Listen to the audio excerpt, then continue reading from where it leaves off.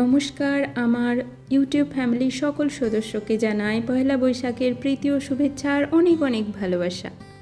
যদিও আমি যখন ছোট ছিলাম আমার বাড়িতে পয়লা বৈশাখ উপলক্ষে স্পেশাল কিছু রান্না হতো না, কিন্তু ওই যে আছে না, যে খাবারগুলি খেয়ে আপনি ছোট থেকে বড় হন সেই খাবারের স্বাদগুলিই যেন আপনার মুখে লেগে থাকে, তারপরে আপনি যত ভ্যারাইটির খাবার খান না কেন। তো দেখতে দেখতে প্রায় 17 বছর হয়ে গেল আমি বাড়ির বাইরে আছি। তো বাড়ির ওই নর্মাল খাবারগুলো খুবই মিস করছিলাম।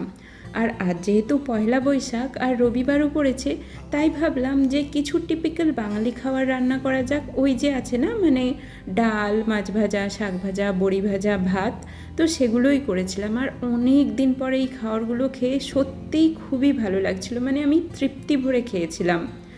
মানে কতটা যে ভালো লেগেছিল, মানে আমি ভাষায় প্রকাশ করতে পারবো না। যদিও এটা খুবই নর্মাল খাবার ছিল, কিন্তু অনেক দিন পরে